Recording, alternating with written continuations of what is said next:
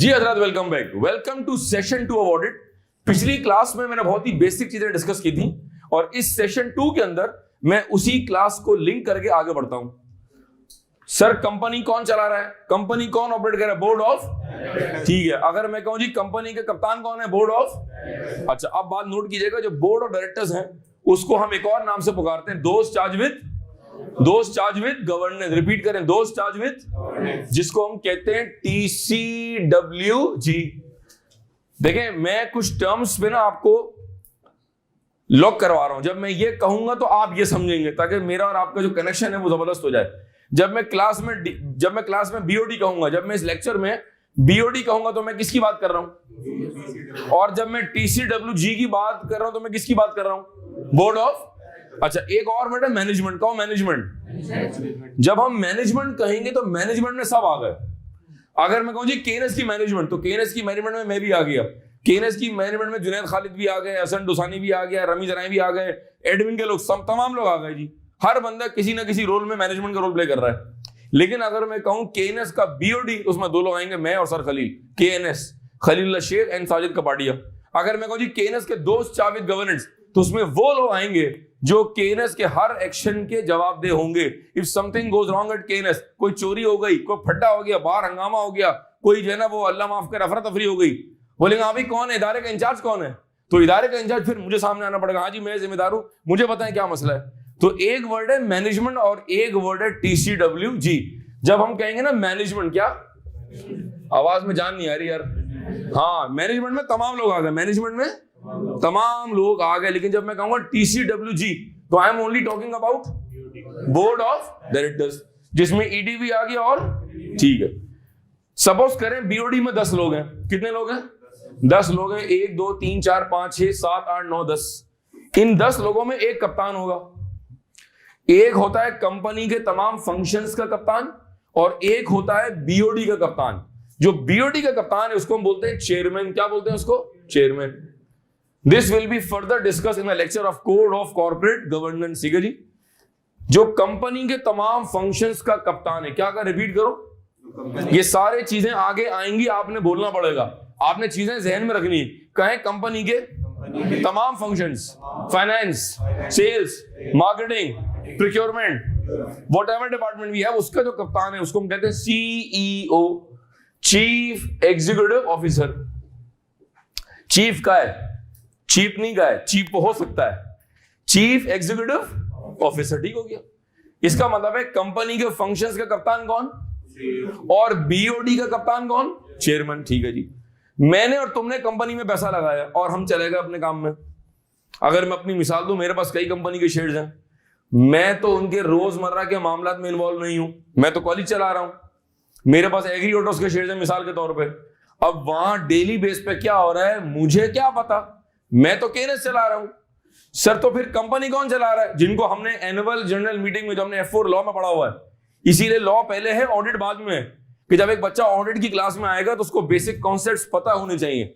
Annual general meeting क्या है पता होनी चाहिए, एक्स्ट्राऑर्डिनरी जनरल मीटिंग क्या है पता होना चाहिए, ऑडिटर्स कैसे अपॉइंट होते हैं पता होना चाहिए, ऑर्डिनरी रेजोल्यूशन क्या है पता होना चाहिए, स्पेशल रेजोल्यूशन क्या है पता होना चाहिए। बात समझ आ रही है? ये लॉ का एग्जाम नहीं है, ये ऑडिट का पेपर है, लेकिन ये चीजें बैकग्राउंड में लाशऊर में होनी चाहिए। ठीक है जी। ये साल का शुरू और ये साल का आखिर, जो कल बात हो रही थी पिछले लेक्चर के अंदर। ठीक है जी हजरात, मैं इस लेक्चर 2 के अंदर मैं लेक्चर 1 से चीजों को लिंक कर रहा हूं and we are moving forward. ठीक है जी। सपोज करें कंपनी है एग्री ऑटोज ले लें, आप सीमेंस पाकिस्तान ले लें। ठीक है, सीमेंस पाकिस्तान ले लें, आप PSO ले लें, आप PIA ले लें। ठीक है, साल का शुरू और साल का आखिर, ये रही तुम्हारी बैलेंस शीट डेट। पिछले लेक्चर में क्या कहा था? जब मैं क्लास में बैलेंस शीट डेट कहूंगा तो आप क्या समझेंगे? दिसंबर। जब इस लेक्चर में sir Sajid balance sheet date कहेंगे तो हम कहां पहुंचेंगे? December 31st। Are we clear on this? ठीक है जी, मैंने लिख दिया December 31st, लेट्स से 2020। ठीक हो गया। कंपनी अपना काम कर रही है, sale purchase, sale purchase, sale purchase, sale purchase, sale purchase, sale purchase, sale purchase, expenses इनकर कर रहे हैं, सैलरीज पे ऑफ कर रहे हैं, एसेट परचेस कर रहे हैं, लोन की रीपेमेंट हो रही है, अपना आप बिजनेस कर रहे हैं जिस तरह हम कर रहे हैं। बच्चे एडमिशन ले रहे हैं, फीस आ रही है, टीचर्स को पेमेंट कर रहे हैं, बिजली का बिल आ रहा है, AC का बिल आ रहा है, माइक की बैटरी चेंज हो रही है, रोज चाय हम पी रहे हैं, रोज पानी की बोतल आ रही है, ब्ला ब्ला ब्ला ब्ला ब्ला, जिसको हम बोलते हैं रोजमर्रा की ऑपरेशनल एक्टिविटीज। क्या बोलते हैं? हर वर्ड जो मैं कहूंगा ना वो आपने मुंह से अदा करना है ताकि आपका फ्लो बने। आगे जब हम टॉपिक पे आएंगे ना टेस्ट ऑफ कंट्रोल और सब्सटैंटिव प्रोसीजर्स, तो वहां ऑडिट के जार्गन्स आएंगे और वो पिक करने के लिए ये बेसिक्स बड़ी जरूरी है। ठीक है जी। मैं शेयर होल्डर हूं, मैं इस इंतजार में हूं कि साल के आखिर में क्या मिलेगा मुझे? डिविडेंड। मैंने आंखों में सपने सजा लिए, डिविडेंड मिलेगा, मैं गाड़ी चेंज करूंगा, लड़कों ने कहा हम ब्रांडेड कपड़े लेंगे, खवातीन ने कहा हम जे डॉट जाएंगे, खाड़ी पे सेल लगी हुई है, लॉन के जोड़े लेंगे, मैं ब्रांडेड मास्क लूंगा, मैं फला करूंगा। मैंने आंखों में सपने सजा लिए, मुझे क्या पता मेरे साथ क्या होने वाला है। ठीक है। अच्छा, अब एक और चीज, ये जब पूरे साल में ट्रांजेक्शन हो रही है, क्या हो रही है?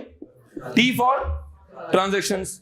साल के आखिर में जो फाइनेंस डिपार्टमेंट है, जिसके अंदर कई डिपार्टमेंट्स हैं, पेरोल भी आ गया, कॉस्टिंग बजटिंग भी आ गया, इसके अंदर रिकवरी भी आ गया, इसके अंदर फिक्स एसेट मैनेजमेंट भी आ गया, इसके अंदर क्रेडिटर्स भी आ गया, इसके अंदर ट्रेजरी भी आ गया। हम चेक कर रहे हैं आप? ये भी मैं क्लियर कर दूं। एक बच्चा कह रहा है जी मैं फाइनेंस में हूं। अबे भाई फाइनेंस तो समंदर है, तू समंदर में कहां है? अच्छा हाँ समंदर में, मैं समंदर में यहां इस जजीरे पर होता हूं। ये भी कई बच्चों को नहीं पता, क्वालिफाई कर रहे हैं इसी से फाइनेंस। सर फाइनेंस में हो? भाई फाइनेंस में कहां है भाई?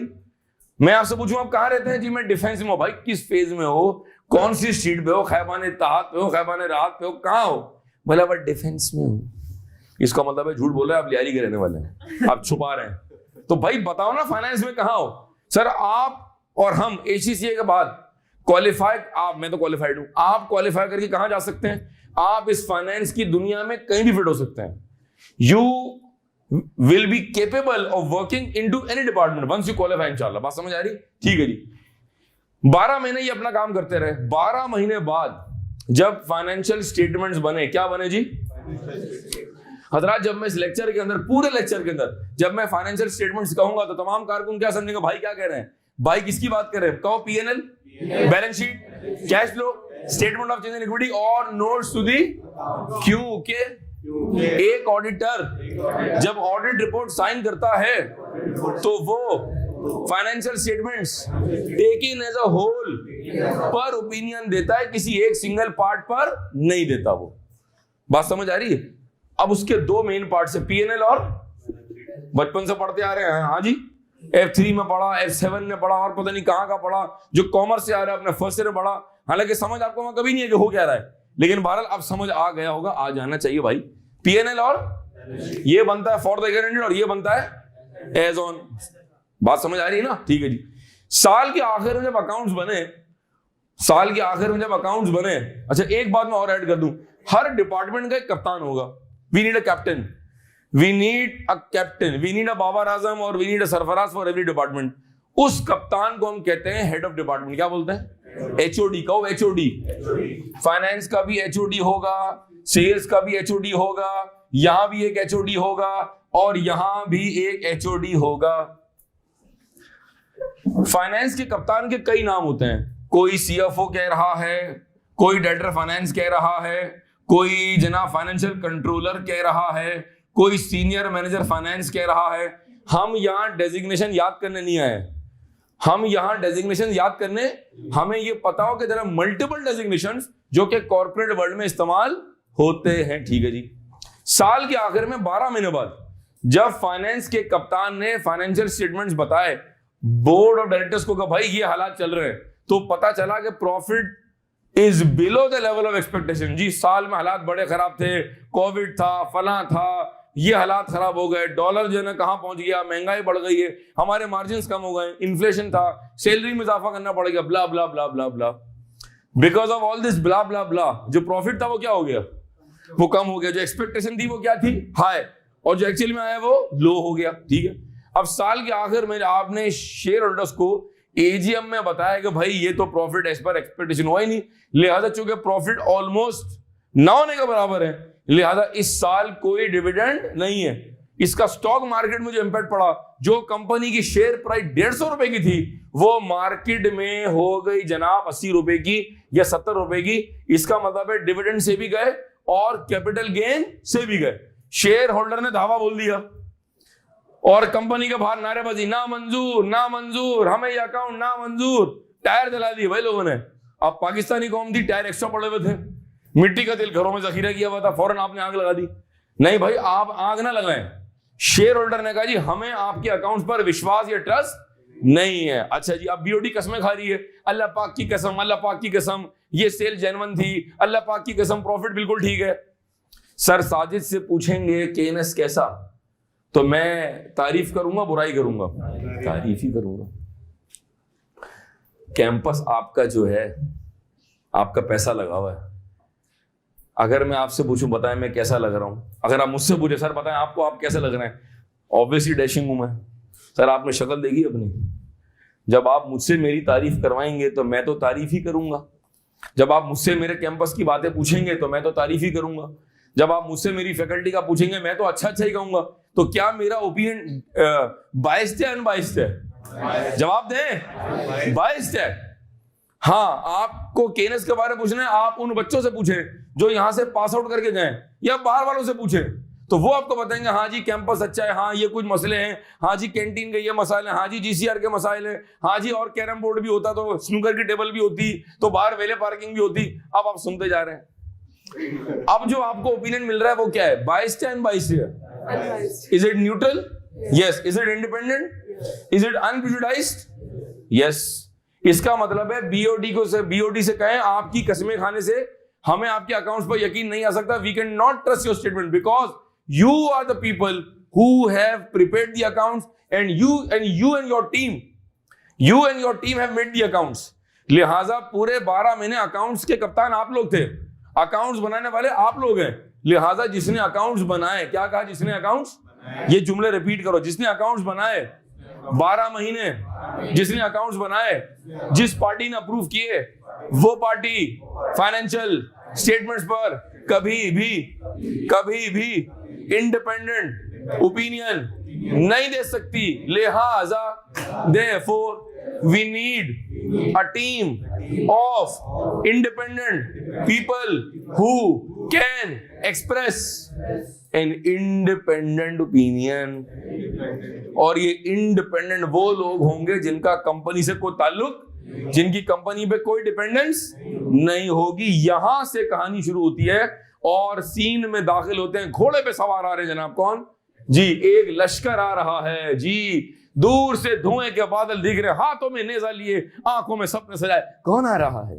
External auditor. Oh my God जनाब, सर ये कहां से आ रहे हैं? ये काफिला कहां से आ रहा है? ये जमात कहां से आ रही है? ये तंजीम कहां से आ रही है? ये जहां से आ रही है उसको कहते हैं एक्सटर्नल ऑडिट फर्म। क्या कहते हैं जी? जी, हमारा सिलेबस यहां से शुरू होता है, एक्सटर्नल ऑडिट फर्म जनाब। ठीक है जी। In different parts of the world across the globe we have multiple audit firms. There may be thousands of firms, but हमने 3-4 का नाम सुना हुआ है। एक जमाने में बिग 5 थी पाकिस्तान में, फिर बिग 4 थी, अब बिग 3 रह गई है। अब ये बिग कम होता जा रहा है इस तरह से। ठीक है जी। सर अगर आप पुरानी बिग 5 के नाम बता दें फॉर आवर नॉलेज, तो वी हैड ए फर्गुसन जो कि मेंबर ऑफ पीडब्ल्यूसी है, then we had Ernst and Young EY जहां से मैंने आर्टिकल्स की हुई है, third we have KPMG, fourth we have Deloittes and fifth पे आता है BDO। ठीक है। अब ये रैंकिंग में ना पाकिस्तानी फिल्म हीरोइन की तरह है, वो कह रही मैं नंबर 1 हूं और वो कह रही मैं नंबर 1 हूं। आज तक समझ नहीं आया कि मीरा नंबर 1 है या रीमा नंबर 1 है। ये झगड़ा रहेगा ता कयामत। लिहाजा बिग 4 भी, अब बिग 4 है, बिग 3 है, तू नंबर 1 के मैं नंबर 1, ये भी एक समस्या है जो हल नहीं हो सकी। कुछ लोग कहते हैं it depends on the number of people that you have, कुछ लोग कहते हैं depends on the clients you have, कुछ लोग कहते हैं depends on the revenue that you charging. अब AFF की बिलिंग लेट से 50 मिलियन की है और EY की बिलिंग 80 मिलियन की है, लेकिन अगर क्लाइंट्स देखें तो AFF के पास मल्टीनेशनल क्लाइंट है, EY के पास ज्यादा बैंक से। एक मिसाल दे रहा हूं मैं, ठीक है जी। हालांकि बिग 3 के पास एक ब्लेंड है, टेक्सटाइल भी है, बैंक्स का ऑडिट भी है, शुगर इंडस्ट्री भी है, मल्टीनेशनल भी है, एविएशन भी है, फार्मा भी है, ब्ला ब्ला ब्ला ब्ला। तो ये एक अलग बहस है, हमें इसमें ना पढ़ना है और ना हमें इसमें पढ़ना चाहिए, क्योंकि ये हमारा एजेंडा नहीं है। हमारा एजेंडा क्या है भाई? जहां से आप आ रहे हैं वो क्या है? External audit firm. और जो घोड़े पे सवार लोग आ रहे हैं वो है एक्सटर्नल ऑडिटर्स। सर ये एक्सटर्नल ऑडिटर्स कब तशरीफ लाएंगे? ठीक है जी। अब यहां से एक और बात शुरू होती है, ये सारा ना जो बेसिक मैं बता रहा हूं, ये सारा ऑडिट का basic. I can not start the syllabus unless we have this grip on basics. Sir normally क्या कहा? नॉर्मली क्या कहा वर्ड मैंने? नॉर्मली। मैं ऑडिट पढ़ा रहा हूं, मेरे जुमले बड़े अहम है। मैं कह रहा हूं नॉर्मली, मैं कह रहा हूं यकीनन, मैं कह रहा हूं कुछ केसेस में। इसका मतलब है आपने मेरे जुमले पकड़ने हैं। नॉर्मली का मतलब है in most of the cases audit start होता है बैलेंस शीट डेट के बाद। क्या कहा? अब आप मेरे साथ रिपीट कर रहे थे। ऑडिट, वो audit that starts after the balance sheet date is called final audit. अब लड़का सवाल करता है, लड़का जवाब देता है। मैं भी लड़का ही हूं भाई, 28 साल में लड़का हूं ना मैं। ये मुझसे कह रहा है सर क्या ऑडिट बैलेंस शीट डेट से पहले स्टार्ट हो सकता है? क्या सवाल किया इसने? सवाल करो पूरी। Sir can the audit start before the balance sheet date? Yes, एक ऑडिट बैलेंस शीट डेट से पहले भी स्टार्ट हो सकता है, जिसको हम कहते हैं इंटरिम ऑडिट। क्या बोलते हैं? Interim audit. जनाब ऑडिट की क्लास शुरू हो चुकी है और जार्गन्स का छिड़काव जारी है, ठीक है जी। वो ऑडिट जो ईयर एंड से पहले स्टार्ट हुआ उसको हम बोलते हैं इंटरिम ऑडिट, और वो ऑडिट जो बैलेंस शीट डेट के बाद स्टार्ट होता है उसको कहते हैं फाइनल ऑडिट। सर ये बताएं पाकिस्तान में क्या ट्रेंड है in the case of listed companies जहां पर प्रेशर होता है, तो हम ऑडिट बैलेंस शीट डेट से 15 दिन पहले, 20 दिन पहले, कहीं 1.5 महीना पहले, कहीं 2 महीना पहले, दुबई वगैरह में 3 महीना पहले, 4 महीना पहले हम ऑडिट स्टार्ट कर देते हैं ताकि ईयर एंड के बाद जो प्रेशर है वो कम हो जाए।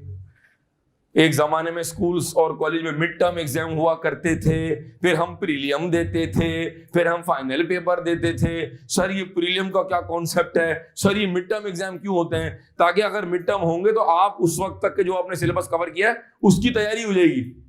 अगर दरमियान में एग्जाम नहीं होंगे तो आप प्रिपेयर्ड नहीं होंगे, तो फाइनल एग्जाम में जाकर धुस बॉम्ब ब्लास्ट हो जाएगा। इसी तरह ईयर एंड के बाद ताकि प्रेशर ना आए, हमने ऑडिट को पहले स्टार्ट कर दिया। भारत ये आगे टॉपिक में आएगा, आगे कवर करेंगे। आगे चलते हैं जी। तो यहां से कहानी स्टार्ट हुई एक्सटर्नल ऑडिटर्स की। बात समझ आई? अच्छा अभी आगे करेंगे क्या, वो जरा समझे बात को आप तमाम बच्चे। जरा एक बात अहम नोट कर लें, सर ऑडिट के आखिर में क्या होता है? अभी देखें, अभी तो सेकंड क्लास है ना, अभी तो पिक्चर बाकी है मेरे दोस्त। सर ऑडिट के आखिर में क्या है? What is the conclusion, what is the निचोड़, व्हाट इज द डिलीवरेबल? दावत जितनी भी शानदार हो, चाहे वो सदाबहार बैंक्वेट में हो या गुले बहार में हो या मरहबा में हो या कहीं और हो, व्हाट इज, हाँ ये चीज, खाना कैसा था यार? बैंक्वेट तो यार बहुत एसी अजीब से था, इतने सारे लोग थे, ऐसी धक्कम धक्की थी, बट यार food was like wow. And बात क्या हो रही है? पाकिस्तानी कौम कहां फोकस कर रही है? हमारा मकसद हयात क्या है? हम दुनिया में क्यों आए हैं? पूरे कोविड में हमने क्या किया? हमारा जीना मरना क्या है? दूल्हा बहुत ही बोंगा लग रहा था, कोट देखा था ऑरेंज कलर का यार, but the food was like wow. अबे वो ऑरेंज पहन के तस्वीरें खिंचा रहा है, तुम प्रॉन्स पे टूटे पड़े हो, ठीक है जी। इसका मतलब है किसी भी दावत का हुसूल क्या है? खाना। तो ऑडिट का हुसूल क्या है? कहो ऑडिट रिपोर्ट, कहो ऑडिट रिपोर्ट। ये वो कागज का टुकड़ा है जिस पर ऑडिटर ये कहेगा, लिख के देगा, मैंने ऑडिट किया, मैंने ऑडिट किया, फाइनेंशियल स्टेटमेंट्स का मैंने ऑडिट किया, और मैं ये कह रहा हूं कि क्या वो ठीक थे या नहीं थे, क्या वो ट्रू एंड फेयर व्यू दे रहे थे या नहीं दे रहे थे, ठीक है जी। अब मैं आपको कुछ चीजें दिखा रहा हूं बड़ी अहम। मैं ऑडिट पढ़ाता हूं, जितना मैं प्रैक्टिकल चीजें दिखाऊंगा ना आपको, मैं आपसे कहूं देखो वो एक पहाड़ था, देखो पहाड़ जो है ना वो यूं करके होता है, और पहाड़ पे पत्थर भी होते हैं, आप कह रहे हैं पता नहीं कैसा होता होगा। मैंने कहा है देखे सामने पहाड़ है, बोलेंगे हाँ सही कह रहे थे आप। ये कंपनी की एनुअल रिपोर्ट है। सर ये कंपनी कौन सी है? Agri autos. सर ये करती क्या है? ये हबीब ग्रुप की कंपनी है, बहुत शानदार कंपनी है। ये जितने पाकिस्तान में हमारे ऑटोमोबाइल सेक्टर है उनको सप्लाई करते हैं शॉक ऑब्जर्वर सस्पेंशन, ठीक है जी। ये अगर मैं कंपनी का आपको थोड़ा सा एक दिखाऊं, ये कंपनी की प्रोडक्ट्स हैं। जितनी गाड़ियां हम चला रहे हैं, होंडा, इंडस, किया, पार्क सुजुकी, अट्रम शट्रम, उनको ये पार्ट सप्लाई करते हैं। इनके बगैर गाड़ियां अधूरी हैं, ठीक है जी। ये गाड़ी में क्या क्या है सप्लाई कर रहे हैं, ये पिक्चर आ गई, ठीक है। ये कंपनी का एनुअल रिपोर्ट है। As a student of ACCA आपको एनुअल रिपोर्ट में पता हो कि उसमें क्या आता है। अगर एक क्वालिफाइड ACCA को, या अगर आप पहुंच गए SBR में और SBL में और आपको नहीं पता कि what the hell is annual report, तो it's a serious question mark on your technical knowledge, ठीक है। You must try to study, कुछ समझ आएंगी।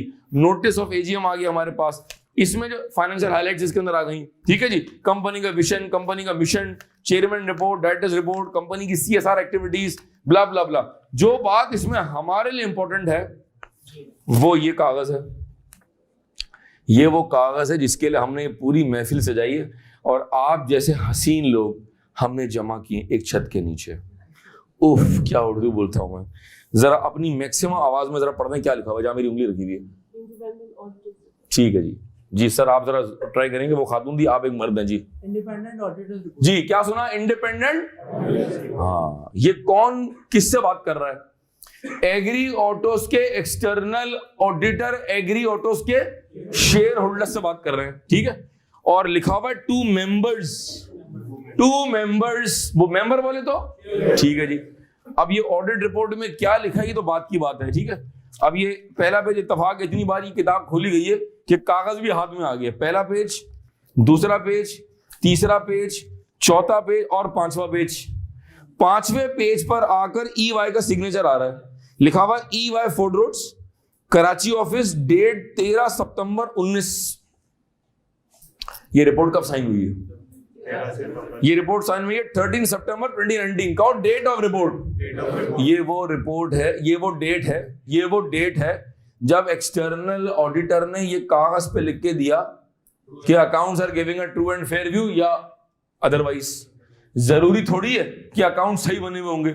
सर ये जो जुमला बार बार ट्रू एंड फेयर का कह रहे हैं, सर मुझे ट्रस्ट नहीं हो रहा, ये जुमला भी मुझे बताएं कहां लिखा हुआ है। ये आ रहा है ओपिनियन पैराग्राफ, ठीक है। मैं कीवर्ड्स पढ़ रहा हूं। In the manner so required and respectively give a true and fair view. ये है हमारा कंक्लूजन, ये है हमारा डिलीवरेबल। सर इस पूरी गुफ्तगू में आप समझाना क्या चाह रहे हैं? मैं समझाना ये चाह रहा हूं कि ऑडिट के आखिर में हम जो ऑडिट रिपोर्ट साइन करते हैं वो इस एनुअल रिपोर्ट का पार्ट बन जाती है।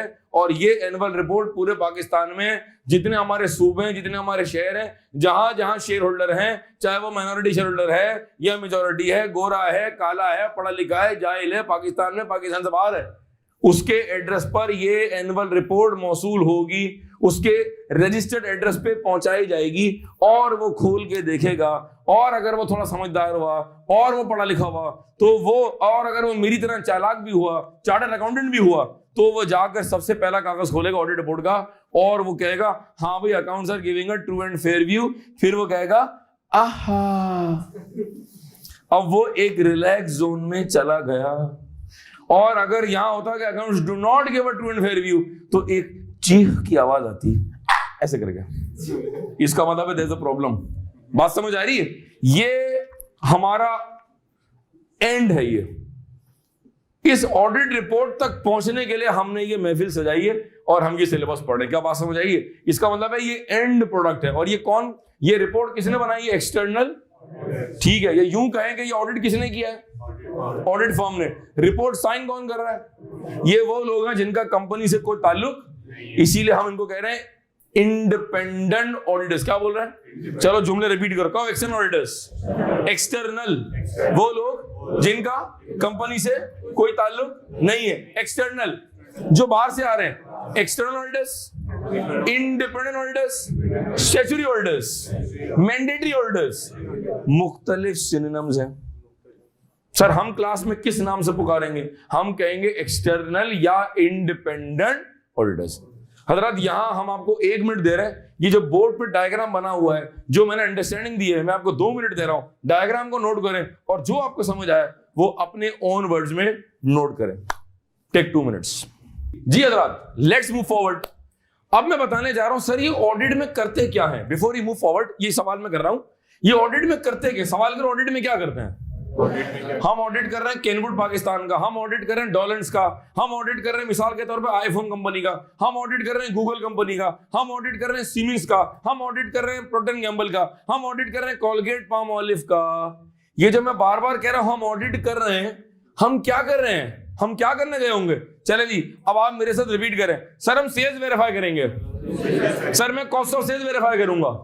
सर मैं उनके एक्सपेंस वेरीफाई करूंगा। सर मैं एक्सपेंसेस वेरीफाई करूंगा। सर मैं सैलरी एक्सपेंस वेरीफाई करूंगा। सर मैं उनका कैश गिन लूंगा। सर मैं इन्वेंट्री वेरीफाई करूंगा। सर मैं उनको क्लोजिंग स्टॉक वेरीफाई कर लूंगा। सर जो साल में आपने एसेट्स परचेज किए, जो आपने एसेट बेचे, सर मैं उनको वेरीफाई कर लूंगा। सर मैं ये कर लूंगा, सर मैं वो कर लूंगा। ये क्या बता रहा हूं मैं? ये हम बता रहे हैं हम ऑडिट में क्या करेंगे। हल्का सा टीजर दिया मैंने, अब मैं इन्हीं जुमलों को अंग्रेजी में रिपीट करता हूं, आप रिपीट करेंगे, ठीक है? We will verify sales whether on cash और on credit. We will verify various agreements with customers और suppliers. We will verify expenses, salary expense, rent expense, marketing expense, finance cost and multiple other expenses. We will verify cash at bank.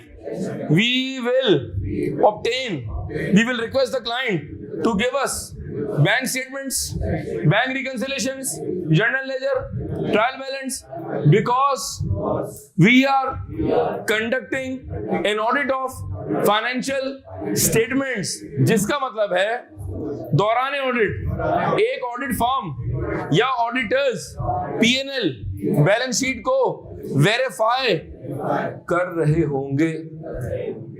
कुछ समझ आया? अब मैं एक और 5 minute की game खेलता हूं आपके साथ। 5 मिनट की एक और गेम खेलता हूं। भाई नाम बताएं अपना। शहाब, ठीक है जी। I try to memorise few names, ठीक है जी। साकिब, ठीक है जी। साकिब और मैं ऑडिट करने गए सीमिस पाकिस्तान का।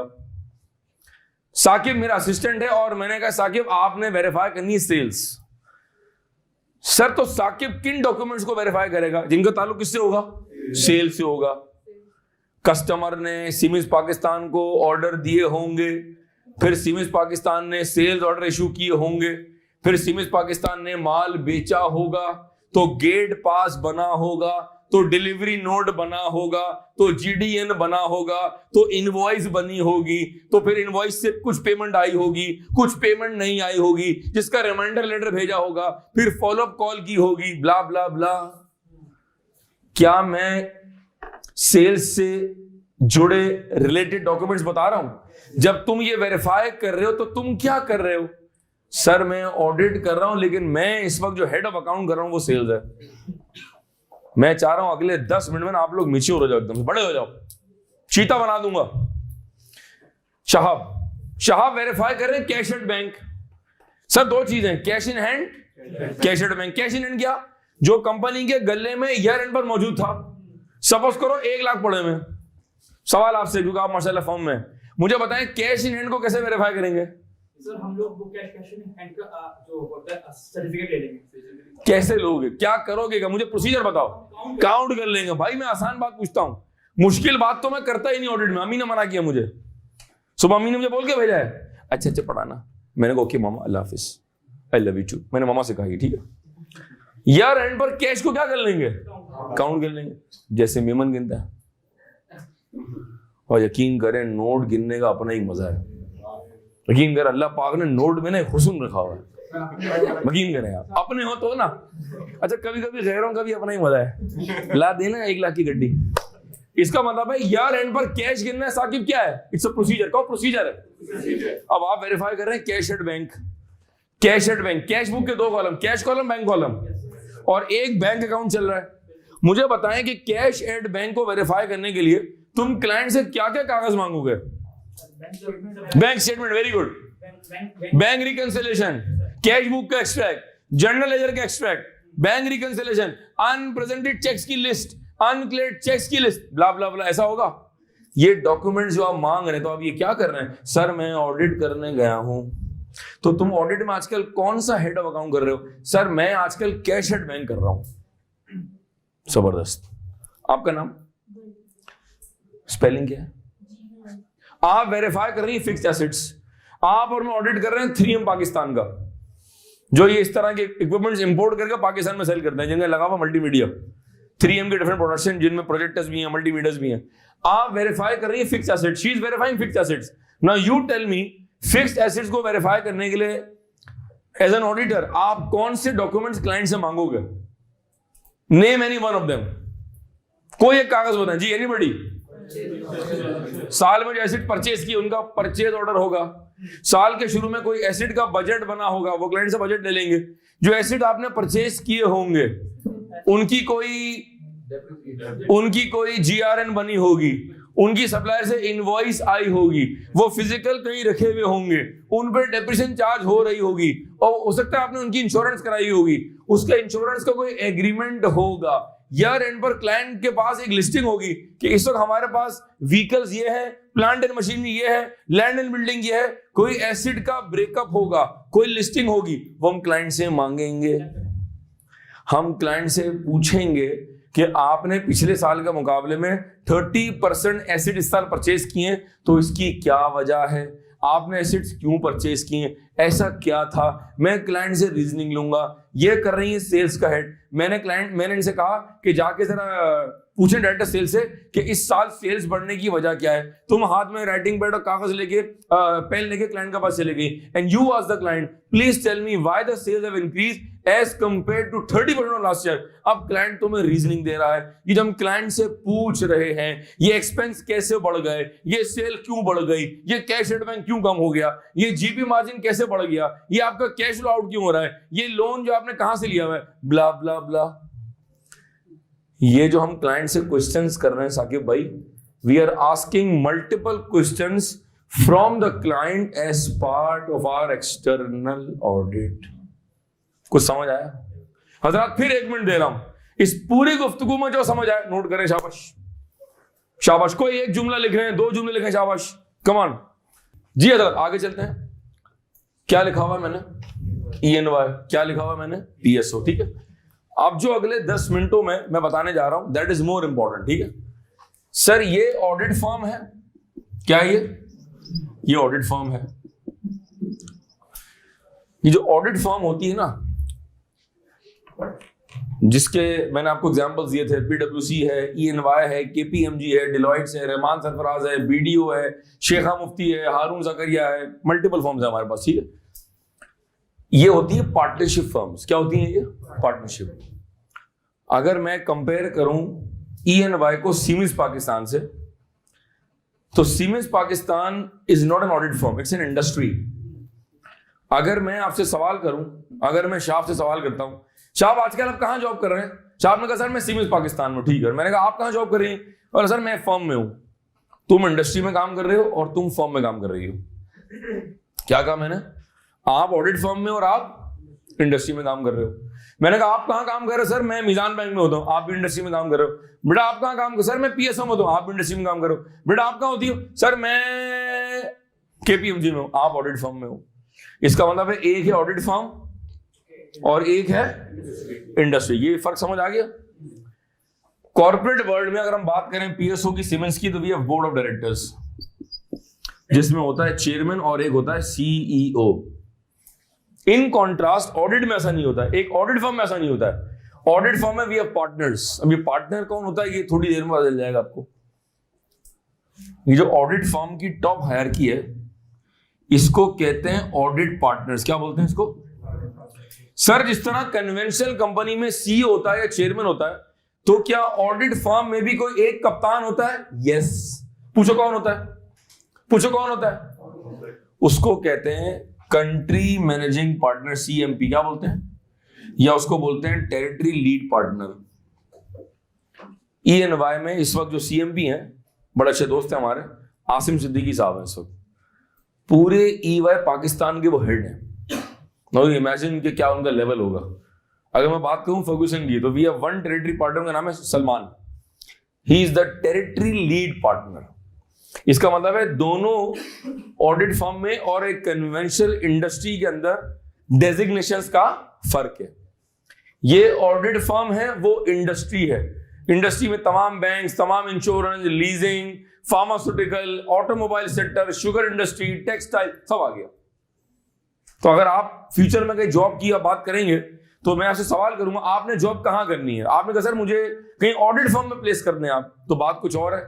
And if you tell me sir मुझे इंडस्ट्री में कहीं प्लेस कर दें, तो बात कुछ और है। ये फर्क समझ आया? ठीक है जी, ये फर्क समझाए बगैर हम आगे चल नहीं सकते थे, तो मैंने समझा दिया। अब मैं इसको मिटा रहा हूं। अब मैं आ रहा हूं काम की बात के ऊपर, मजीद काम की बात के ऊपर आ रहा हूं। क्या लिखा मैंने? ऑडिट फर्म कहें, इंडिपेंडेंट ऑडिट फर्म कहें, स्टैट्यूटरी फर्म कहें, एक बात है। ENY ऑडिट कर रही है किसका? थोड़ा आवाज में जानना है। ENY ऑडिट किसका कर रही है? PSO। बैलेंस शीट डेट क्या होगी भाई? दिसंबर 31st 2020। ठीक है जी। सर पीएसओ को क्या कहेंगे? सर पीएसओ को हम ऑडिट क्लाइंट भी कह सकते हैं। क्या कहा? पीएसओ को हम ऑडिट क्लाइंट भी कह सकते हैं, हम सिर्फ क्लाइंट भी कह सकते हैं, हम कस्टमर भी कह सकते हैं, लेकिन इन सब में सबसे बेहतर वर्ड क्या है? Audit line. ऑडिट फॉर्म का ऑडिट फॉर्म ऑडिट लाइन। फिर रिपीट करें, audit form audit line. ENY PSO को ऑडिट कर रही है, इसका मतलब है एक ऑडिट फर्म किसका ऑडिट कर रही है? ऑडिट लाइन, जिसका नाम क्या है? PSO. For the year ended. जरा पहले जार्गन से सेट हो जाए। ठीक है जी। अब EY के पास तो कई क्लाइंट्स हैं, सुनिएगा बात। हमारे पास पीएसओ भी है, हमारे पास PIA भी है, हमारे पास मीजान बैंक भी है, हमारे पास यूनिलीवर्स भी है, हमारे पास शेल पाकिस्तान भी है। We have multiple clients, we have very good portfolio. Sir क्या आप केएनएस में सिर्फ ऑडिट ऑफर करें? नहीं, अकाउंटिंग के सब्जेक्ट्स भी हैं, टैक्सेशन भी है। अच्छा पोर्टफोलियो हमारा। We have multiple subjects to offer because we have multiple faculty member. Similarly एक फर्म के पास क्या है? कहो मल्टीपल क्लाइंट्स। आपके जुमले ना मुझे मोटिवेट करते हैं, आपने मेरे साथ बोलना है। वी हैव मल्टीपल क्लाइंट जिनका हम कर रहे हैं ऑडिट। किसी का ईयर एंड जून है, किसी का सितंबर है, किसी का मार्च है, किसी का दिसंबर 31। In Pakistan normally we have 2 year ends. We have June 30th and we have December 31st। Normally जो बैंक्स का ईयर एंड जो पाकिस्तान में है, जो नॉर्मली पाकिस्तान का बैंक्स में ईयर एंड है, दैट इज दिसंबर 31st। ठीक है जी। हमने अपनी जिंदगी आसान करी। हमने कहा इस क्लास में जब मैं बैलेंस शीट डेट कहूंगा, जब मैं ईयर एंड कहूंगा, तो मैं किसकी बात कर रहा हूं? दिसंबर 31st। ठीक है ना? Are we on the same page now? ठीक है जी, परफेक्ट। अब मैं ब्लू पेन यूज कर रहा हूं। सर ये जो ऑडिट जाकर करेंगे वो कौन लोग हैं? सपोज करें पीएसओ पर हमने 10 बंदे भेज दिए। कितने बंदे? 10 बंदे भेज दिए। ये जो 10 बंदे जाकर ऑडिट कर रहे हैं, ये कहलाता है ऑडिट टीम। क्या कहलाता है ये? Audit team. क्या कहलाता है ये? Audit team. ठीक है जी। इसको ऑडिट टीम का है, इसको इंडिपेंडेंट ऑडिट टीम का है, एक बात है। ठीक है जी। कुछ साल पहले ऑडिट फर्म का नाम मजीद रिफाइन हो गया। नाउ अक्रॉस द ग्लोब इसको कहते हैं अश्योरेंस फर्म। क्या बोलते हैं इसको? तो audit firm is interchangeably used with the word assurance firm. क्या कहा मैंने? अश्योरेंस। अगर इसको अश्योरेंस फर्म कह रहे हैं तो ये क्या बन जाएगा? Assurance client. क्या बन जाएगा? अश्योरेंस। हमारे सब्जेक्ट का नाम क्या है दोस्तों? Audit and assurance. सर अभी तक आपने ये नहीं बताया कि अश्योरेंस का मतलब क्या है। हाँ अभी नहीं बताया है, अभी सेकंड क्लास है, सारे बम इकट्ठे नहीं गिरा सकता। ठीक है जी। सारे कारतूस आज इस्तेमाल कर दूंगा तो भाग जाओगे, Aahista Aahista, slowly and gradually. ठीक है जी। तो अगर ये अश्योरेंस फर्म है तो इसको क्या कह रहा हूं मैं? Assurance client. नोट कर ले शाबाश। अब नोट कर ले, मैं आपको दे रहा हूं कुछ seconds, please note it down. ये स्केच प्रॉपर बनाए शाबाश, and will move forward then. जी हजरात, ये हमने बेसिक्स मजीद कवर की। अब हम आगे चलते हैं। अब मैं बताने जा रहा हूं कि एक ऑडिट फर्म में काम होता कैसे है। एक ऑडिट फर्म में हमारे पास क्या, यूं कहें कि हमारे पास हायरार्की क्या होती है। जब हम फर्म ज्वाइन करते हैं तो वो डेजिग्नेशन क्या होता है, और हमने जाना है कहां? फर्म के लास्ट डेजिग्नेशन के ऊपर, जो कि कहलाता है ऑडिट फर्म का पार्टनर। आए देखते हैं जी। अब यहां थोड़ा सा इंटरेस्टिंग डिस्कशन है, तो आपने मुस्कुराना भी होगा, आप एंजॉय करेंगे। जब आप एक ऑडिट फर्म ज्वाइन करते हैं, हमारे यहाँ पाकिस्तान में we have 2 categories of student that are joining the firm. एक वो जो सीए करके आ रहे हैं, और एक वो जो ईसीए करके आ रहे हैं। जो सीए करके आ रहे हैं वो ऑडिट फर्म ज्वाइन करते हैं सीए इंटर करने के बाद। पहले एक जमाने में कैफ 1 से कैफ 9 था, तो वो कैफ 9 के बाद ज्वाइन करते थे। अब आईकैफ की स्कीम रिवाइज हो गई है, अब कैफ 1 से कैफ 8 है। पहले भी 9 ऑडिट था, आज कैफ 8 जो मैं पढ़ाता हूं वो भी ऑडिट है। अब हम ज्वाइन करते हैं कैफ 8 करने के बाद। इसका मतलब है जो बच्चा सीए की स्ट्रीम से आ रहा है वो सीए इंटर करने के बाद ज्वाइन करता है। और एक जमाने में जो एसीसीए का रूट था, वो बहुत सारे बच्चे F9 पास करके फर्म ज्वाइन करते थे। अब डिफरेंट फर्म्स की पॉलिसी चेंज हो गई है। अब भी वो हायर करते हैं, जॉब ऑफर करते हैं, लेकिन एसीसीए एफिलिएट बनने के बाद। अगर आपको मौका मिलता है जी सर मेरा रेफरेंस है या मेरा इत्तफाक है, मेरा हो गया और मुझे इंटर्नशिप का मौका मिल रहा है, तो हम इंटर्नशिप कर सकते हैं। हम रिकमेंड नहीं करते, मैं रिकमेंड नहीं करता। मैं रिकमेंड करता हूं कि आप एसीसीए के आखिरी पेपर्स दे दें, फिर आप बेशक ज्वाइन कर लें, ताकि गॉड फॉरबिड अगर कोई पेपर अनफॉर्चुनेटली फ्लंक हो जाए तो आपने पहले पढ़ा हुआ होगा ना, तो फर्म में रहते थे, क्योंकि वहां टाइमिंग बड़े टफ होते हैं। 9 to 7 तो मिनिमम होता है, 9 to 7, 9 to 8, 9 to 9, 9 to 10, pressure period 9 to 12, 9 to 2 AM। हम रात को 4 बजे भी घर आए, हम 24 घंटे भी क्लाइंट पर हैं, हमने बड़ी स्ट्रगल की है, क्योंकि ऑडिट फर्म में ना जाने का टाइम होता है, आने का टाइम नहीं होता बहरहाल। तो मैं रिकमेंड करता हूं तमाम अपने सुनने वालों को कि आप अगर ऑडिट फर्म जाने का इरादा रखते हैं तो आप कोशिश करें कि या तो आप एसी से क्वालिफाई करें, एफिलिएट बन जाए, या आखिरी पेपर दे के फिर आप ज्वाइन कर सकते हैं। ठीक है जी। तो 2 रूट हो गए, एक हो गया सीए का रूट और एक हो गया एसीए का रूट। मैं आपको बता रहा हूं पहले सीए का रूट, फिर मैं आपको बताऊंगा एसीए का रूट क्या। ठीक है जी। जब हम फर्म ज्वाइन करते हैं जो सबसे पहला डेजिग्नेशन होता है वो होता है ऑडिट जूनियर। क्या होता है जी? ना पैसे होते हैं और ना इज्जत होती है, और इज्जत कभी आ भी गई तो 1 घंटे में चली जाएगी। इसका मतलब है इज्जत आ रही जा रही, कुछ पता नहीं कब आ रही है और कब नॉर्मली जा रही होती। ठीक है भाई। तो जो पहला डेजिग्नेशन है हमारे पास वो है ऑडिट जूनियर का। जनाब जब मैंने अपनी आर्टिकलशिप स्टार्ट की थी EY के अंदर, उस जमाने में वो सिद्धार्थ इधर थी, तो मुझे याद है मेरे 1-2 पर्चे सीए के इंटर के बाकी थे, तो I started as unregistered trainee, और जो मेरा पहला स्टाइपेंड था वो बहुत बड़ा अमाउंट था, 1100 रुपए। कितना था जी? 1100 रुपए। इस वक्त अगर आप सी इंटर के ज्वाइन करते हैं तो मेरे ख्याल में आईकेप का जो मिनिमम स्टाइपेंड है वो तकरीबन 14,500 15,500 हजार ऐसा कुछ है। मेरे ख्याल में 15 है, कहीं 15.5 बहरहाल एग्जैक्ट अमाउंट नहीं पता, लेकिन 15 के आसपास है। कम से कम बेसिक खर्चे तो इंसान निकाल ही सकता है। डिपेंड करता है कि तुम्हारे अपने पर्सनल खर्चे हैं या तुम किसी को पाल पोस भी रहे हो। ठीक है जी। वक्त का भाई आगे बढ़ा जी। साल भर बाद, 1.5 साल बाद आपकी हो गई प्रमोशन, आप थोड़ा आगे बढ़ गए, अब आप बन जाएंगे सेमी सीनियर। आहा, क्या बन गए जी? थोड़ी सी इज्जत बढ़ गई और थोड़े से पैसे बढ़ गए। ठीक है जी। राजू अभी जेंटलमैन नहीं बना है, अभी राजू जेंटलमैन नहीं बना है, अभी इसके इम्तिहान और भी हैं। जब हमने सीए स्टार्ट किया था उस जमाने में आर्टिकलशिप 4 साल की थी, अब आप ज्वाइन करेंगे तो आर्टिकलशिप कितने साल की है? 3.5 साल की है। तो मैं जो आपको ये सफर बता रहा हूं, ये कितना बता रहा हूं? ये मैं आपको बता रहा हूं 3.5 साल का सफर बता रहा हूं। ऐसा ही है सर? ठीक है जी। हमारे वक्तों में हम जूनियर से सेमाय बनते थे तकरीबन 1.5-2 साल के बाद, क्योंकि उस टाइम आर्टिकलशिप कितने साल की थी और अब कितने साल की है? 3.5। तो अब आप जूनियर से सेमाय बन जाएंगे तकरीबन समझेंगे 12 महीने बाद। डिपेंड करता है कि आप किस तरह के हैं। एवरेज बंदा, मतलब समझे जो बंदा नॉर्मल काम करता है वो 12 महीने में बन जाएगा सेमी सीनियर। ठीक है। कुछ पैसे बढ़ जाएंगे, मगर में 18-20 हो जाएंगे, और आपको जो है ना वो जो जिम्मेदारी है वो भी थोड़ा सा बढ़ जाएगी। वक्त भाई आगे बढ़ा, अब आप बन गए सीनियर। क्या बन गए भाई? अब आप बन गए सीनियर जनाब। फिर थोड़े से पैसे बढ़ गए और फिर थोड़ी सी इज्जत बढ़ गई। जब आप सीनियर बनेंगे, जब आप सीनियर बन रहे होंगे या बन चुके होंगे, तो या तो आपने सीए फाइनल के पेपर दे दिए होंगे, या तो पास कर लिए होंगे, या कई बार दे के फेल हो चुके होंगे, अजीब सी कश्मकश में होंगे, कुछ समझ नहीं आ रहा लाइफ किस करवट बैठेगी, जाऊं तो कहां जाऊं।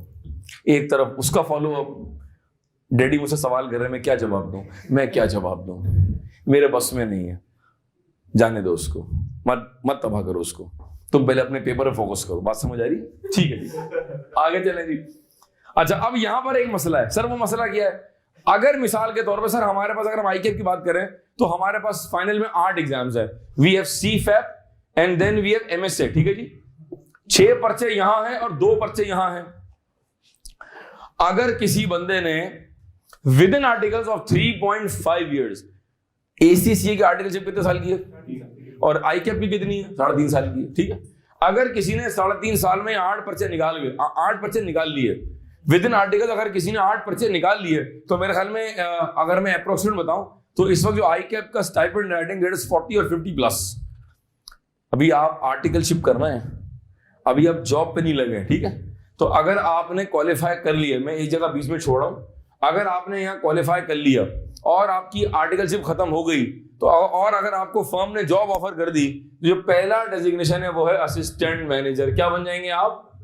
Assistant manager. जनाब सर तनख्वाह कितनी मिलेगी? सर क्या पे स्केल चल रहा है इस वक्त? तकरीबन समझे कि कहीं 90 प्लस है, कहीं 100,000 है, कहीं 110 है, लेकिन एज आई स्पीक अब सैलरीज बढ़ गई है, तो कहीं 120 है, कहीं 130 है, और कुछ फर्म जो है वो बंदा देख के 140 भी दे रही है। तो एक स्लैब हमारे पास है, आप सेफली कह सकते हैं समवेयर बिटवीन 90 एंड 130 और somewhere between 100K to 140K।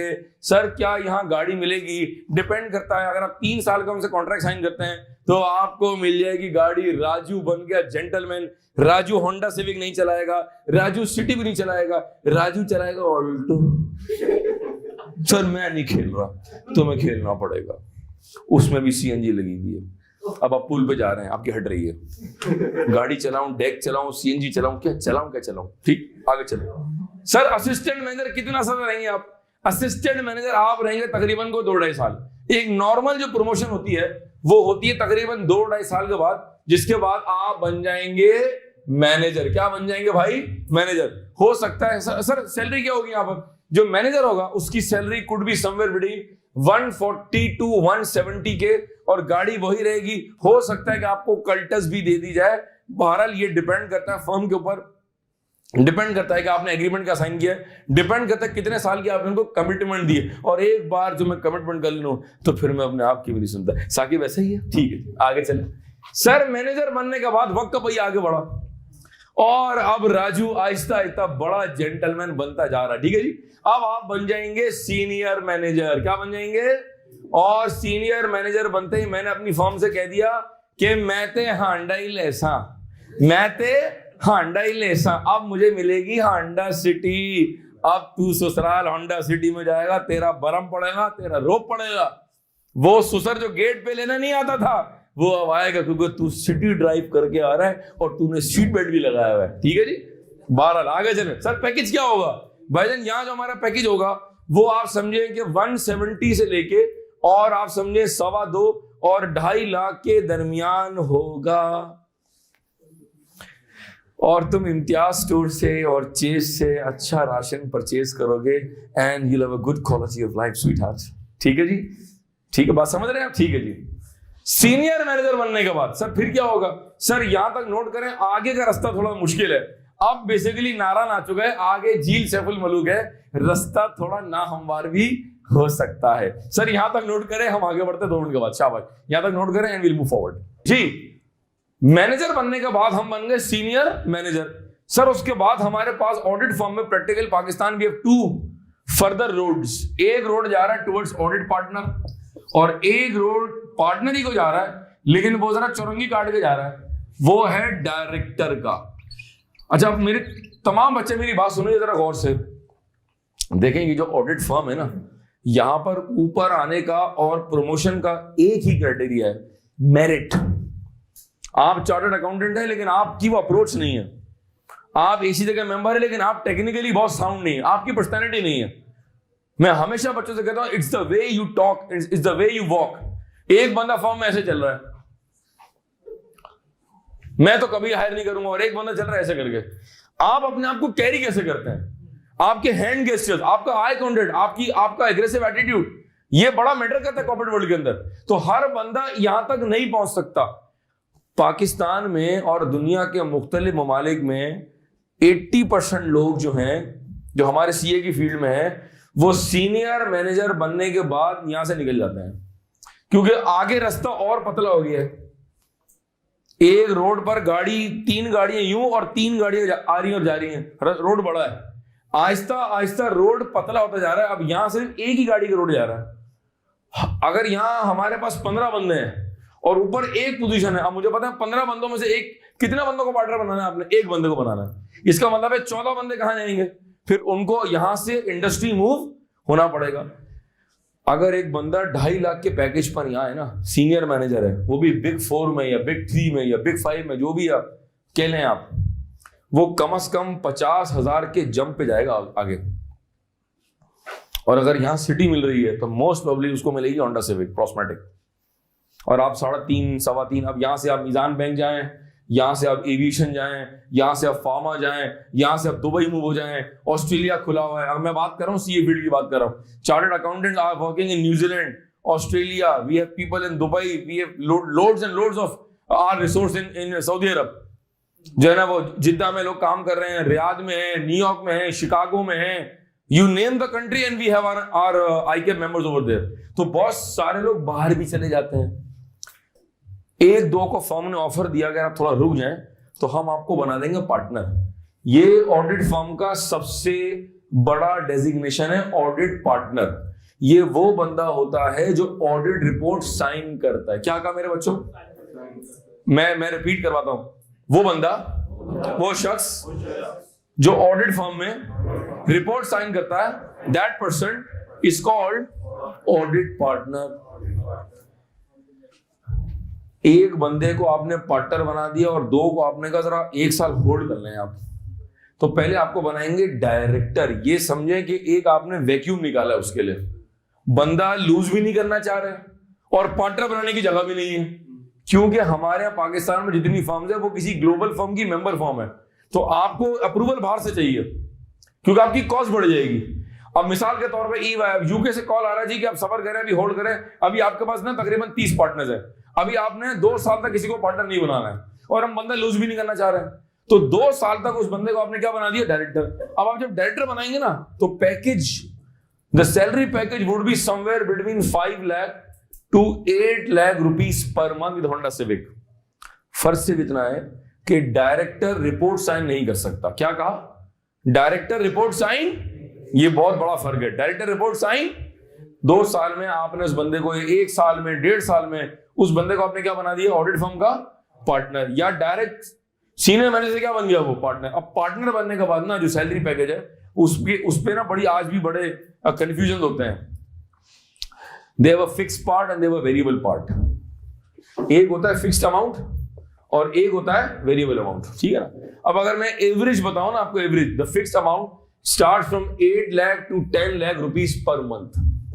और यहाँ गाड़ी की कोई लिमिट नहीं है, मतलब गाड़ियां नॉर्मल जो है वो 18 सीसी तो होती है, लेकिन वो 1-1.5 साल में प्रमोट होकर 2500 सीसी। तो अगर आप आज कराची में, लाहौर में देखेंगे ना, तो जितने फर्म के पार्टनर्स हैं वो नॉर्मली आपको फॉर्च्यूनर में नजर आएंगे, या वो ऑडी ड्राइव कर रहे हैं, या वो मर्सिडीज के अंदर है, या वो किया स्पोर्टेज के अंदर है। सेवे का बहुत कम लोग चला रहे हैं, स्टार्टिंग गाड़ी सेवे का, फिर आप प्रमोट हो जाते हैं। बहरहाल इनका जो वेरिएबल पार्ट है वो ठीक ठाक होता है। आप यूं कहें कि सब मिला जुला के ना आप समझेंगे 15 लाख 16 लाख, फिर बोनस बड़ा इनका वो होता है, फिर इनकी कुछ प्रॉफिट शेयरिंग भी होती है। तो अगर मैं यूं कहूंगा यहाँ पे एक अनलिमिटेड अमाउंट है, अगर आप सब कुछ जोड़ लें, वेरिएबल पार्ट और बोनस फलाना, तो you stand somewhere between 20 to 25 lakh per month. क्या मेरी बात समझ आ रही है? सर हम तो एसी से कर रहे हैं, क्यों तकलीफ दे रहे हैं सर? वाह, आपको किसने हक दिया मैं इस तरह टॉर्चर करने का? टॉर्चर नहीं कर रहा, फैक्ट बता रहा हूं, ठीक है सर। हम तो एसी के स्टूडेंट हैं, हम कहां फॉल कर रहे हैं? Very good question. Next question, आप यहां से एंट्री देंगे, आप भी आ सकते हैं, आप यहां तक तो चलेगा, यहां से चलेगा, ठीक है। अब आपकी आर्टिकलशिप कितने साल की है? 3 साल की है। आपने ये जर्नी भी तय कर ली, और इस वक्त जो आपका स्टाइपेंड है ना, जो सीए वाले स्टूडेंट उनसे ज्यादा है, क्योंकि अब वो सीए एंटर करके जा रहा है, आप इसी तक क्वालिफाई करके जा रहे हैं। तो you are somewhere getting around 25 or 30, which is a very very good start in this market और हालात और सिचुएशन। 3 साल पूरे कर लिया आपने, 3 साल के बाद आपको एक अच्छा अमाउंट ऑफर होगा और आप लग जाएंगे एएम। यहां तक पहुंच गए आप। मेरा एक दोस्त है जो यहां तक पहुंचा है, बीइंग एसी से क्वालिफाइड। एसीसीए ये जर्नी भी तय करेगा, असिस्टेंट मैनेजर भी बन जाएगा, मैनेजर बन जाएगा, मार्केट में सैलरी होगी और आप यहां तक पहुंच जाएंगे। अब आगे ऊपर नहीं आ सकते आप। इसकी वजह यह है कि पाकिस्तान में एज पर आईकैप बायलॉज आप रिपोर्ट साइन नहीं कर सकते, आपको पार्टनर नहीं बना सकते, क्योंकि आप हमारी लोकल क्वालिफिकेशन के मेंबर नहीं है। मैं डबल क्वालिफाइड हूं, मैंने सीए भी किया हुआ, मैंने एसीसी भी किया हुआ, मैं रिपोर्ट साइन कर सकता हूं, आप नहीं कर सकते। अगर आज मैं कोई फर्म ज्वाइन करूंगा and they offer me a partnership, तो द नेक्स्ट डे मैं रिपोर्ट साइन कर सकता हूं, आप नहीं कर सकते, अनलेस आप आईकैप के मेंबर ना बन जाएं। आईसीएडब्ल्यू भी रिपोर्ट साइन नहीं कर सकता, सीपीए करके आए यूएस से तो भी रिपोर्ट साइन नहीं कर सकते, अनलेस रेसिप्रोकल मेंबरशिप की बेस के ऊपर 1 या 2 पेपर, या अगर कोई साल की रिक्वायरमेंट है कि जी अगर आपने सीपीए कनाडा किया हुआ है, 4 साल पाकिस्तान में आप फर्म में काम करें, तो आपको मिल जाएगी मेंबरशिप आईकैप की। आईकैप का मेंबर होंगे तो आप पार्टनर बनेंगे। तो हमारे यहाँ पाकिस्तान में, कराची में, लाहौर में, इस्लामाबाद में जो बच्चा एसी से रूट से आ रहा है वो मैक्सिमम कहां तक पहुंच सकता है? हो सकता है वो यहां तक भी पहुंच जाए, लेकिन फायदा नहीं है, क्योंकि आगे का रोड है ही नहीं आपके लिए, आगे रोड ही नहीं है। फिर आपने यहां से निकल के फिर आप कहां चले जाएंगे? इंडस्ट्री में, और मैं फिर रिपीट कर रहा हूं कि अगर आप यहां पर 2.5-3 लाख के पैकेज पर हैं तो इंडस्ट्री में 25,000, 30,000, 50,000, 60,000 का जंप बड़ा कॉमन जंप है, क्योंकि आप फर्म से आ रहे हैं। फर्म में थोड़ी लर्निंग ज्यादा है, थोड़ी ग्रूमिंग ज्यादा है, थोड़ी ग्राइंडिंग ज्यादा है। शोरूम में रखा हुआ जो ज्वेलरी का पीस है जो खवातीन आप परचेस करना चाहती है, चाहे वो नेकलेस हो या फुट चेन हो या जो भी एंकलेट जो भी हो, वो चमकता हुआ ना येलो रोशनी में, उसकी कितनी वैल्यू होती है आपको पता है? वो किस प्रोसेस से गुजरा है, उसको कई बार हथौड़े पड़े हैं। आप इस वक्त वो रॉ गोल्ड है, you are not shining right now, you have to go through that process. और आपको मैंने ग्राइंडर मशीन में डाला हुआ है, F8 से गुजरेंगे, 9 से गुजरेंगे, SBR, SBL, P6, P7, P4, फिर कहीं इंटर्नशिप करेंगे, फिर कहीं आर्टिकलशिप करेंगे। 3 साल आपकी जो ना मुरम्मत होगी, हथौड़े पड़ेंगे, जूते पड़ेंगे, आप एक प्रोसेस से गुजरेंगे, फिर आप में से आएगी चमक जो हम लोगों में से आ रही चमक, फिर आप बनेंगे ज्वेलरी। बात समझ आ रहा है? बगैर उस प्रोसेस के आप ज्वेलरी नहीं बन सकते, यू वॉन्ट शाइन। मेरी बात समझ आ रही? तो प्रोसेस से गुजरना पड़ेगा। There is no shortcut to hard work. आगे कामयाब इंसान बनने के लिए शॉर्टकट नहीं ले सकते आप, you have to walk through that path. ठीक है, तो आप इस रोड से गुजरेंगे और फिर आएंगे। सर एक सवाल है, सर बहुत सारे बच्चे के लेटर ज्वाइन कर लेते हैं, वो PI ज्वाइन कर लेते हैं, तो जो 3 साल का ACCA का जो प्रैक्टिकल पार्ट है, कुछ लोग वो प्रैक्टिकल पार्ट फर्म में पूरा कर रहे हैं और कुछ लोग वो प्रैक्टिकल पार्ट इंडस्ट्री में पूरा कर रहे हैं। We have around 100+ ACCA approved employers in Karachi.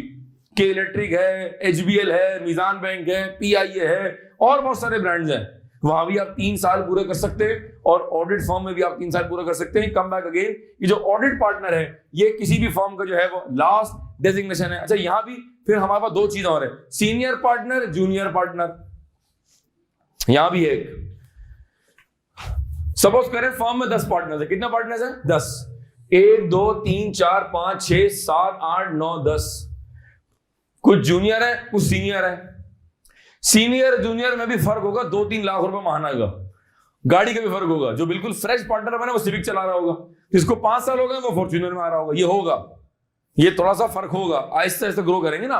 और इनमें से एक बंदा है जो पूरे फर्म का कप्तान है, कराची का, लाहौर का, इस्लामाबाद का, वो हम उसको कहते हैं CMP।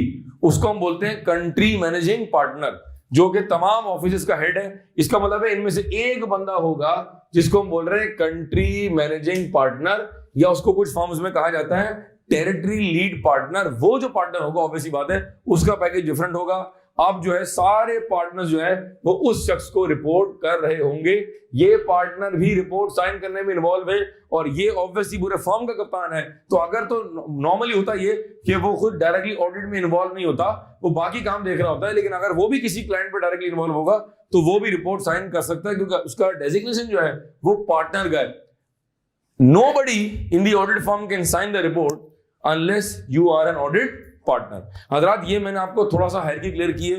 रिपीट कर रहा हूं, junior, semi senior, senior, assistant manager, manager, senior manager, director और पार्टनर। नोट हो गया भाई?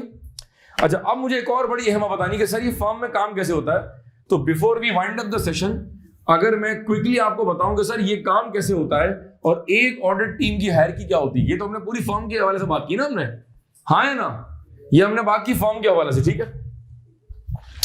अब समथिंग मोर इंटरेस्टिंग, जरा देखिएगा यहां पर EY ऑडिट कर रही है PSO का। देखें, ये बात बार बार हमारे लेक्चर में आएगी। EY ऑडिट कर रही है किसका? PSO का। और 10 बंदों की टीम गई है। कितना बंदों की? अब आपको समझ आएगा, क्योंकि मैंने आपको टीम का ब्रेकअप दे दिया है। EY ने PSO भेजे 10 बंदे। कितने बंदे जी? 10 बंदे। सर 10 में सर क्या ब्रेकअप होगा? सपोज करें जी 5 जूनियर हैं, 5 क्या है जी? 5 जूनियर हैं जी, और हमारे पास जो है वो 3 सेमी सीनियर हैं और 2 सीनियर हैं। कुछ समझ आया? ये मैंने आपको बताया टीम का हायरार्की, टीम का ब्रेकअप। 10 बंदों का ब्रेकअप क्या है? 5 कौन है? 3 कौन है? आवाज नहीं आ रही मुझे। और 2 कौन है? हमें एक टीम का कप्तान चाहिए। तो इस सीनियर में से एक मिस्टर ए है और एक मिस्टर बी है। चूंकि मिस्टर ए जो है उनके 6 महीने ज्यादा सीनियर है, लिहाजा इस पूरे 10 बंदों का जो कप्तान है वो मिस्टर ए है, जिसको हम कह रहे हैं जॉब इन चार्ज। क्या बोल रहे हैं इसको? उसको हम कह रहे हैं जॉब इंचार्ज। सर ये जॉब इंचार्ज कौन है?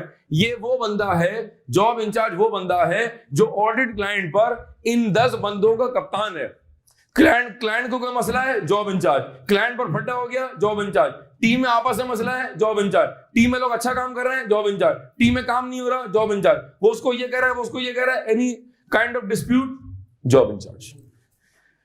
क्यों कहें कि ये हमारी टीम का बाबर आजम है जिसने टीम को लेके चलना है। जॉब इंचार्ज वो बंदा है जो टीम का कप्तान है। नेक्स्ट सेशन के अंदर मैं आपको उसकी डेफिनेशन भी लिखवा दूंगा, ठीक है जी। तो ये कहानी भी हो गई, ठीक है जी। अच्छा, अब अगर मैं साथ ही एक और डायग्राम बना दूं तो वो कुछ ऐसे बनेगा मेरा बच्चा। ये मिटा सकता हूं, ठीक है जी। आई होप बात समझ आई। ये सारा ऑडिट का बेसिक्स है। हम आगे नहीं बढ़ सकते, मैं टॉपिक स्टार्ट नहीं कर सकता जब तक कि मेरे बच्चों को बेसिक्स ना पता हो, ठीक है जी।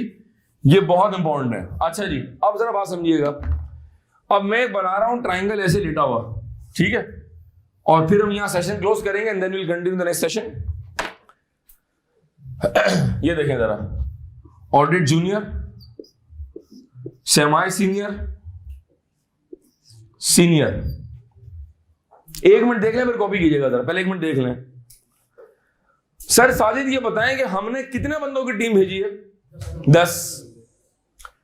10 नहीं है, बताऊंगा 10 से ज्यादा है, अभी दिखाता हूं। ये वो 10 बंदे हैं, ये वो 10 बंदे जो ग्राउंड पर गए हुए, ये वो 10 बंदे जो ग्राउंड पर ऑडिट कर रहे हैं, ठीक है। जूनियर के काम को चेक करेगा सेमी सीनियर। सेमी सीनियर का जो काम है that will be reviewed by senior. Senior में से एक बंदा है जॉब इंचार्ज। जॉब इंचार्ज इन सब के काम को चेक कर रहा होगा।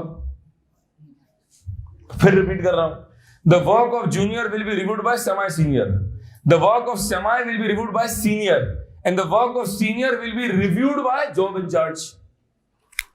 ये तो वो टीम है जो ग्राउंड पर गई, इसको बोलते हैं ऑडिट फील्ड वर्क। ये वो सिपाही है जो जंग लड़ने में जो है ना वो लाइन ऑफ कंट्रोल पर खड़े हुए हैं, लेकिन पीछे भी तो चेन ऑफ कमांड्स है। ईवाई के दफ्तर में ये अपने काम को रिव्यू करा रहा है असिस्टेंट मैनेजर को, अज्यूम कर रहे हैं, फिर उसके ऊपर मैनेजर है, फिर इसके ऊपर सीनियर मैनेजर है, और फिर है जनाब ऑडिट पार्टनर। इसका मतलब है कि the work of job incharge will be reviewed by AM, the work of AM will be reviewed by manager, the work of manager will be reviewed by senior manager, और senior manager के काम को review करेगा audit partner. अगले session में बताऊंगा कि जरूरी नहीं है कि हर क्लाइंट पर ये पूरी बारात हो, जरूरी नहीं है। ये हो सकता है, मैंने एक ऐसा क्लाइंट भी किया है जहां मैं जॉब इंचार्ज था और मेरे ऊपर डायरेक्ट एक सीनियर मैनेजर था, तो ये बीच के 2 लोग निकल गए। छोटा क्लाइंट था, जरूरत नहीं थी, बताऊंगा नेक्स्ट क्लास के अंदर। मैंने ऐसा क्लाइंट भी किया है जहां मैं जॉब इंचार्ज था और ऊपर कोई मैनेजर नहीं था, डायरेक्ट कौन था? पार्टनर। इसका मतलब है कि जो हायरार्की है, जो रिसोर्स है, नंबर ऑफ लोग हैं, एज पर सिचुएशन हस्बे जायका डिपेंड करता है, क्लाइंट पर डिपेंड करता है, रिस्क पर डिपेंड करता है, क्लाइंट के ऑपरेशन पर डिपेंड करता है। तो चले मैं बात आसान कर देता हूं। For the sake of this class हम अज्यूम कर रहे हैं कि एक ये है, एक ये है, एक ये और एक ये। कितना होगा? जरा जवाब दे जी। ग्राउंड पर कितने बंदे भेजे हैं? बैक ऑफिस में कितने हैं? टोटल टीम में कितने बंदे हो गए? जबरदस्त, आप समझ आई बात। फिर खेलते हैं। ग्राउंड पर कितने बंदे भेजे हैं? क्लाइंट पर कितने बंदे गए हैं? ऑडिट फील्ड में कितने बंदे उतरे हैं? जो जाकर एक्चुअल में प्रोसीजर कर रहे हैं वो कितने लोग हैं? बैक ऑफिस में कितने लोग हैं? 10 और 4, तो टोटल टीम में कितने अफराद हो गए? 14। कुछ ग्राउंड पर गए हैं और कुछ बैक ऑफिस में। इन 14 बंदों में से वो कौन सा बंदा है जो रिपोर्ट साइन करेगा? वो है audit partner. If something goes wrong, junior से बंद हो गया, रिस्क ओवरलुक हो गया, गलत एडजस्टमेंट आई और हमने क्लाइंट से नहीं पूछा, और कोई मसला हो गया, ऑडिट में कोई इशू हो गया, ऑडिट में कोई भंड हो गया, इस सब का जिम्मेदार कौन है? क्योंकि ये वो बंदा है जो अल्टीमेटली ऑडिट रिपोर्ट पर साइन कर रहा है और वो कह रहा है accounts are giving a true and fair view. So if something goes wrong, one person is responsible, that is the audit partner.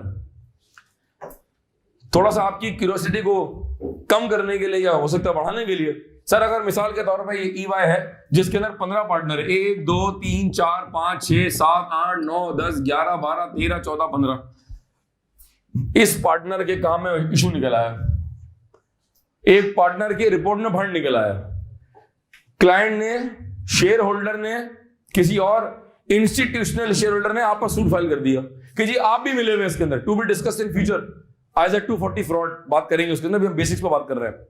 तो अगर फर्म पे इल्जाम लगेगा तो सबसे पहले कौन जिम्मेदार होगा? वो बंदा, वो पार्टनर जो उस क्लाइंट पर इन्वॉल्व था।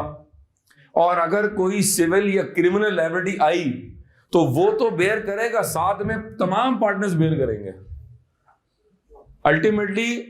अल्टीमेटली कौन बेयर कर रहा है? EY। इसका मतलब है if the firm is penalised, तो वो पार्टनर तो डायरेक्टली जिम्मेदार होगा, क्योंकि रिपोर्ट किसने साइन की है? अल्टीमेटली पार्टनर कौन था उस जॉब का? आप थे। तो आप तो जिम्मेदार होंगे, साथ में बाकी पार्टनर्स भी जिम्मेदार होंगे, लेकिन असल चंबे किसको पड़ेंगे? उस बंदे को जो उस जॉब पर, उस ऑडिट पर इन्वॉल्व था। हजरात, ये हमने कंप्लीट किया आज का डिस्कशन, यहां तक मैं चीजों को रोक रहा हूं आज। और ये हमारा था लेक्चर 2 ऑफ ऑडिट। लेक्चर 3 जब मैं स्टार्ट करूंगा तो मैं आपको लिखवाऊंगा जॉब इंचार्ज कौन होता है, और जो आज मैंने आपको बताया कि इसके काम को ये चेक करता है, इसके काम को ये चेक करता है, अगर तो सीनियर ही जॉब इंचार्ज है तो उसके काम को चेक करेगा असिस्टेंट मैनेजर, उसके काम को चेक करेगा मैनेजर, उसके ऊपर बैठा हुआ सीनियर मैनेजर, और उसके ऊपर बैठा हुआ ऑडिट पार्टनर। मैंने ये बताया, मैंने ये समझाया कि जरूरी नहीं है कि आपके पास ये 3 हायरार्कीज हो सकता है कि जो जॉब इंचार्ज है उस पर एक मैनेजर हो और एक पार्टनर हो। यह भी हो सकता है कि कोई मैनेजर ना हो, डायरेक्ट आपकी रिपोर्टिंग पार्टनर को है। ये डिपेंड करता है, ये मैं अगले सेशन में आपको बताऊंगा कि वो किस चीज पर डिपेंड करता है। ऑडिट पार्टनर की डेफिनेशन क्या है वो मैं आपको लिखाऊंगा, और एक नया कॉन्सेप्ट आपको दूंगा, एक वर्ड आपके सामने रखूंगा, that is called engagement partner. कि ये एंगेजमेंट पार्टनर कौन होता है? ये जो EY PSO को ऑडिट कर रही है, इसको हम क्या कहते हैं? कि जो हमने 10 बंदों की टीम भेजी है, इसका एक और नाम क्या है? ये सारी बातें करेंगे इंशाल्लाह जो हमारा लेक्चर होगा ऑडिट का, वो दैट इज लेक्चर नंबर 3। तो ये जितनी बातें हमने अब तक की हैं लेक्चर 1 के अंदर और 2 के अंदर, इसको आपने रिवाइज करना है, एंड विल मूव फॉरवर्ड। तो आपसे मुलाकात होगी लेक्चर 3 में।